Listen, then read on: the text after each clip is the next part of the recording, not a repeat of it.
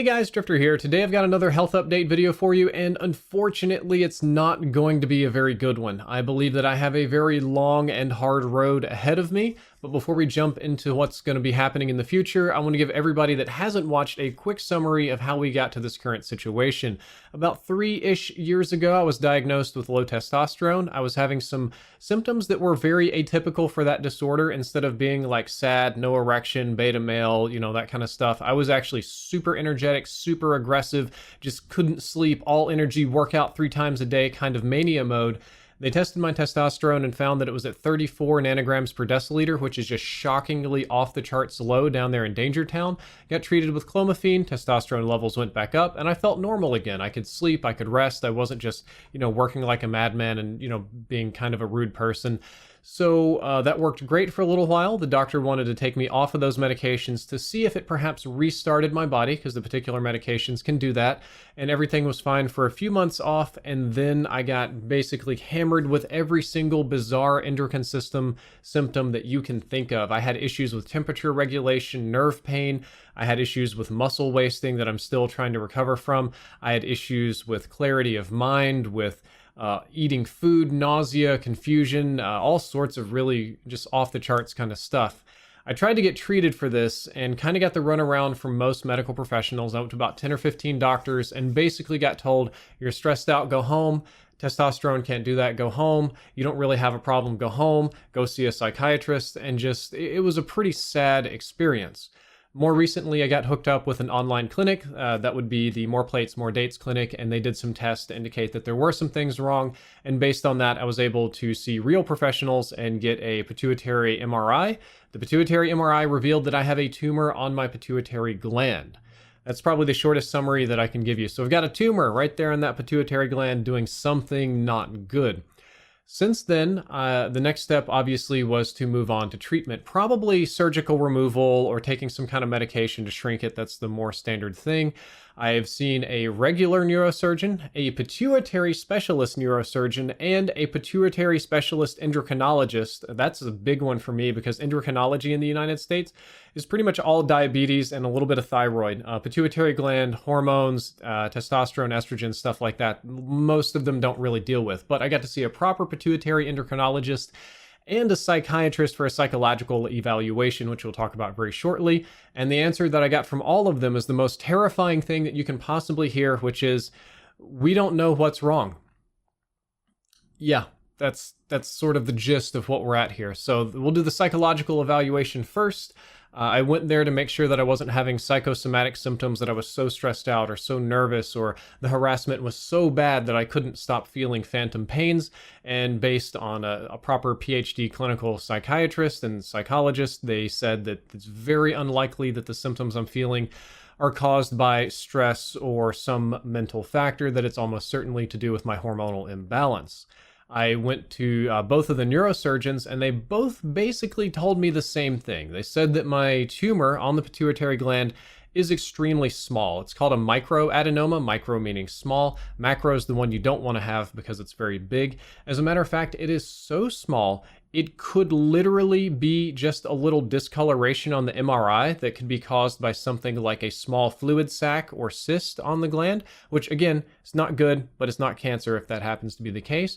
Or even so small that it could be just a bad uptake of the intravenous dye. So for this gland to really show, you get like injected with some dye so that it all, lights up and is just easier to scan. So it could just be a little bad uptake of dye. Based on how small it is, both surgeons did not want to do surgery because the risk of opening up my head and busting into that region and removing things is higher than any potential gain of removing something so small that might not even technically be there. So I have a follow-up MRI in a couple of months to see if it's changed, or maybe if it was just bad shading or something like that. So it's kind of good news that there's a chance that there's no tumor at all, or the smallest possible of tumors or cysts, such that it really shouldn't be affecting my body very much. But then there's the problem of, well, if it's so small and so nothing, it shouldn't really affect my body, then why am I suffering so much? But for now, for simplicity's sake, let's just assume that there is a tumor in my brain causing problems. If that's the case, typically these kind of microadenoma tumors mess up your endocrine system in one of two ways. Number one is that they will grow over time and get bigger, and they'll put extra pressure on the gland and kind of squeeze it. It's a very small space, so an increase in pressure can make the gland function more poorly or damage it or mess up signaling to other parts of the body. But typically for this kind of interference, it needs to be a larger tumor, much larger than what I have. Not to say a small one can't do that, it would just be extraordinarily rare. And the second, more common way that these little guys cause problems is by secreting their own hormones. So cancer is your cells kind of going rogue. And in the case of a tumor or brain tumor, brain cancer, it can actually effectively grow a small additional gland or a portion of a gland that will, because the coding is all messed up, manufacture its own hormones. So it could be secreting extra prolactin, estrogen, testosterone, cortisol, just a progesterone, and dozens of hormones could be secreted by a secreting pituitary tumor. The problem again, though, is that it's so small that would be exceedingly rare. Typically, you need them to be about medium size to secrete enough hormones to really be noticed, or something that would show up well on the labs. And we're about to talk about the labs in just a little bit, but mine almost certainly shouldn't be doing that, because if it were doing that, we would see it on the labs. So if it was, let's do, typically instead of suppressing testosterone, it would over secrete testosterone or cortisol or prolactin. And when you looked at the labs, it'd be like, oh my God, this guy's like 5, 6, 7 times higher than normal. On my labs, I'm high and low on a variety of things. My hormones and my endocrine system is not in balance in really in any way. But if I'm above normal, I'm like 10, 15, 20% above normal. If it's below normal, it's like 5, 10% below normal. So we've got some highs and lows on the extremes, but only a little bit outside of normal range. If this little gremlin in my head were secreting things, it would be 5 to 10 times more normal. I would have a testosterone level of 1200 and it would be driving me crazy, for example, or cortisol so high I could never sleep and things like that. So the labs don't really indicate that this thing in my brain is secreting anything, and based on that, the neurosurgeons don't believe that this small tumor is causing my testosterone and hormonal problems. Last up today is probably the most important one. The pituitary endocrinologist is also very confused by my situation. Mostly because the symptoms that I experienced are things that would indicate something being massively off. If you've watched the old videos or kept up, I experienced not only a wide range of symptoms. If you look at the list of symptoms that you can get when your endocrine system gets out of balance, I had like most of them, and they were all quite severe, debilitating in a lot of ways. So normally when you see that, you would look at the labs and just see just crazy high and low numbers, and the people would keel over or need medical assistance or something like that, but I was able to recover through just simple oral medication. Or perhaps a very large tumor that occupies most of the space could do this, because it could squeeze the gland and then over-secrete. The pituitary endocrinologist specializes in the pituitary gland, which, as I mentioned before, is a godsend. I went to go see other endocrinologists, but they all pretty much only did diabetes, and talking to them about testosterone was unfortunately less helpful than Google. I had doctors ask me what normal testosterone levels were supposed to be or what I wanted them to be, and it was not a pleasant experience. But this guy isn't the case. This guy was super smart. We had a long conversation. Talking to him, he was able to cite several academic papers about the medications I was taking and my symptoms, and just call them back to me from memory, which is impressive because in my infinite amount of downtime and time with Dr. Google, I was able to read these same studies and learn similar things. Obviously, I'm not a doctor, so I don't have a full understanding, but it was really nice to hear the doctor recite from memory studies that I had also already read, and it inspired a lot of confidence. So the doctor had a ton of questions for me. Normally, you go see your doctor, it's like 5, 10, 20 minutes, you're out. It was like an hour and a half. The doctor brought in several of his understudies as well, I assume in order to learn, or as an example of what an unusual patient is. I'm kind of getting tired of that happening. That's been happening a lot lately. But the short version is that the labs that I have don't really indicate that I should be able to notice very much changes in my body. I should feel like a little off, maybe, but not insanely off out here in like abject physical pain land. I've got symptoms of things being extremely high or extremely low, but we can't see that on the labs. And the labs also don't match the size, shape, and location of the tumor. So basically what I have is an MRI showing a maybe tumor. I've got some labs that are showing things that are off balance, but not extremely so. and I have an unusual medical history of labs, and then I have symptoms of severity and ranges that don't really match the tumor on the MRI or the laboratory results. So I have 3 different things, and none of them match each other, and the doctor, as smart as he may be, or they may be, I think we're up to about 20 doctors now, none of them know what's going on with me.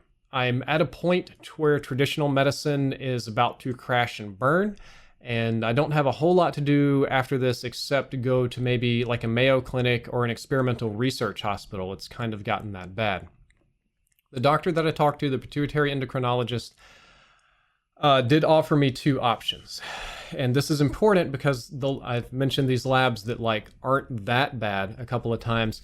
Those were taken after I had been back on my medication, which alleviates the symptoms, for about 3 weeks. So really no labs were taken during the most extreme symptomatic times of my problem because doctors completely blew me off. Only after I had kind of started self-treating it with medication that relieved the symptoms was I able to finally get a doctor, which would be the More Plates, More Dates clinic, to run lab work, and they noticed that things were wrong. And the pituitary endocrinologist is of the opinion that since the labs were taken while I was recovering, I was probably more normal then than when I had a problem, and there's not really a way to like cut me open or analyze me or take some blood and kind of figure out what's going on unless I let my system return to baseline. So I was given a choice. It's a terrible, horrible, awful choice. It was 2 choices, A or B, 1 or 2. Choice number 1 is that I keep taking my clomiphene and anastrozole medications indefinitely. They stabilize me, they remove the symptoms, I can think and live normally.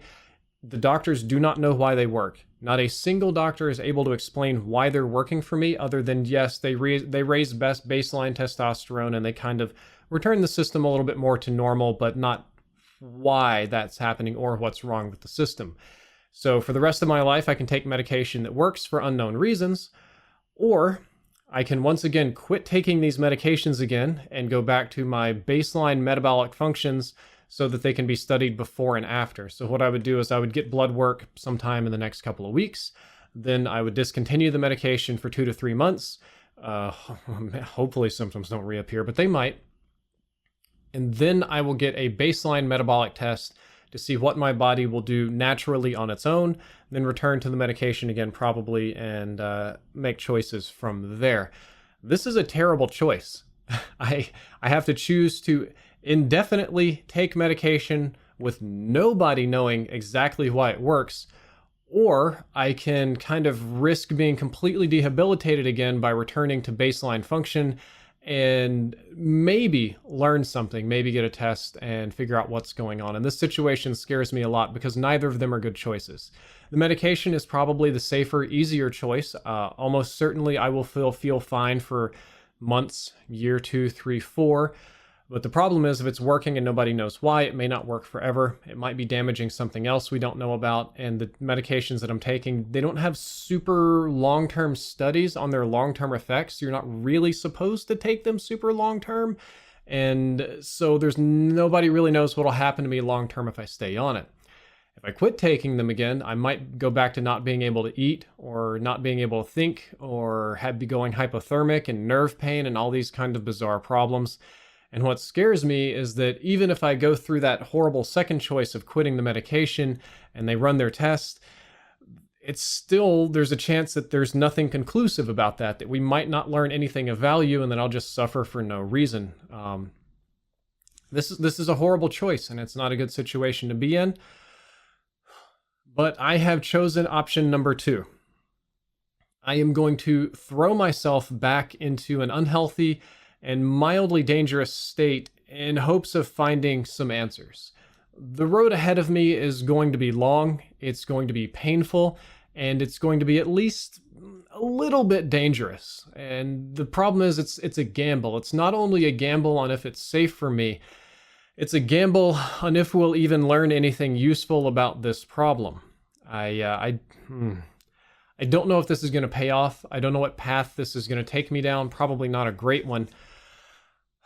But I want to learn why my body does what it does, and I want to get better. I have a strong desire to be well, to feel normal, and if I end up having to be dependent on medication, I would at least like to understand why that medication is working instead of just YOLOing it.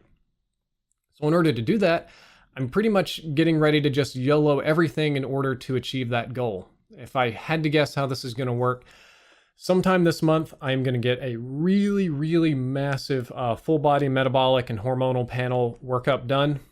Then I'm going to taper off my medications for a while. And then I'm going to go 2 months completely dry of medication, which is long enough to leave me mostly bedridden or confused or debilitated, which is, maybe I'll get luckier this time and that won't happen. I guess we'll find out. Then do those blood tests again and kind of see what we can learn and hope that we learn something useful. So that's my future. That's my path ahead. That means it's going to be, probably this month will be fine, but then when we're looking more into June and July and August, life is about to get really hard for me, and it's going to be hard for me to do much of anything properly. I have no idea what's going to happen to this YouTube channel or my streams or my Twitter content or even my own peace of mind, but my goal is to get well, and I believe that this is the only way to truly get well, so that's what I'm going to do. And the best thing that I can ask of all of you is to say a prayer if you're religious, or drop a like, because likes and prayers are the way to go these days. Likes help the YouTube video a ton. And just continue to support me and hang in here and be patient if I start being grumpy and complaining and doing weird things and don't upload very frequently, because if that happens, I'm probably in a lot of pain or at least a high level of discomfort. So yeah, yay, kind of rambling a bit. I'm gambling everything. Let's hope it pays off. Guys, if you enjoyed this video, if you learned something useful, don't forget to like, favorite, and subscribe. Drifter out.